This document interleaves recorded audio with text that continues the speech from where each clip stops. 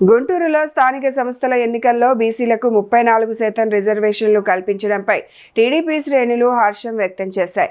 ముఖ్యమంత్రి చంద్రబాబు నాయుడు చిత్రపటానికి పాలాభిషేకం నిర్వహించి కృతజ్ఞతలు తెలిపారు.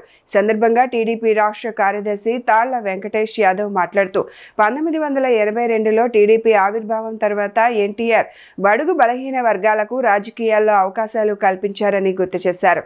1986 స్థానిక ఎన్నికల్లో బడుగు బలహీన వర్గాలకు 20% రిజర్వేషన్లు కల్పించారని తెలిపారు. ఇప్పుడు ఆ రిజర్వేషన్లను 34% పెంచుతూ ముఖ్యమంత్రి నేతృత్వంలోని కేబినెట్ నిర్ణయం తీసుకుందని అన్నారు.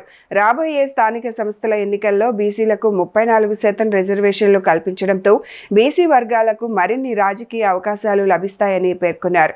మంత్రి లోకేష్ చేపట్టిన పాదయాత్రలో బడుగు బలహీన వర్గాలు ఎదుర్కొంటున్న సమస్యలను స్వయంగా తెలుసుకున్నారని తాళ్ల వెంకటేష్ యాదవ్ తెలిపారు. మొట్టమొదటిసారి 83లో ప్రభుత్వం రావటం, 86లో ఏదైతే ఆయన ఆశించిన విధంగా ఈ బడుగు బలహీన వర్గాల వారిని పైకి తీసుకురావాలి, రాజకీయంగా ఎదుగుదల ఇవ్వాలి అని ఒక ఆలోచన చేసి ఆ రోజు యొక్క ఉమ్మడి ఆంధ్రప్రదేశ్లో ఉన్నటువంటి బలహీన వర్గాల వారు ఎవరైతే ఉన్నారో, ఒక దేవేంద్ర గౌడ్ గారు కావచ్చు, యనమల రామకృష్ణుడు గారు కావచ్చు, కేఈ కృష్ణమూర్తి గారు కావచ్చు, అయ్యన్న పాత్రుడు గారు కావచ్చు, ఇలా అనేక మందిని ఈ రాష్ట్రంలో రాజకీయ భవిష్యత్తుని ఇచ్చినటువంటి నాయకుడు ఆనాడు మరి ఎన్టీ రామారావు గారు. 1986లో మొట్టమొదటిసారి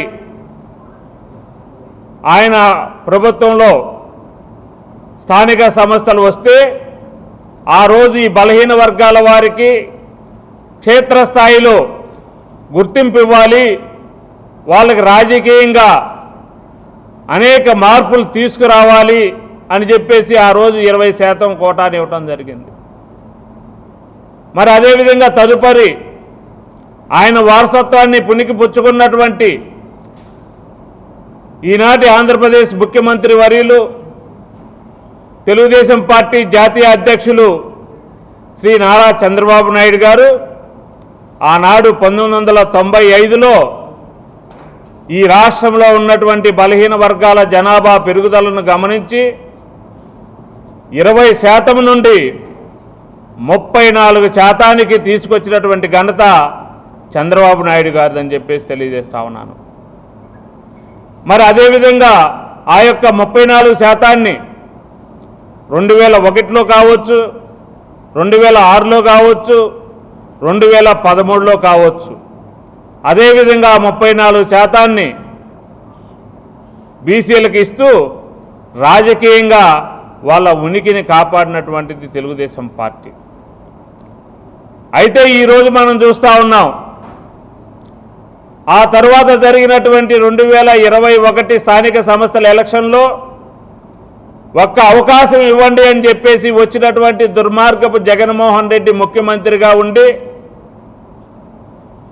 34% రిజర్వేషన్ ఉన్నటువంటి బలహీన వర్గాల వారిని 24%కి కుదించి రాష్ట్రం మొత్తం మీద 16,800 మందికి రాజకీయంగా బడుగు బలహీన వర్గాల వారిని దెబ్బకొట్టింది జగన్మోహన్ రెడ్డి వైసీపీ పార్టీ అని కూడా నేను తెలియజేస్తా ఉన్నాను.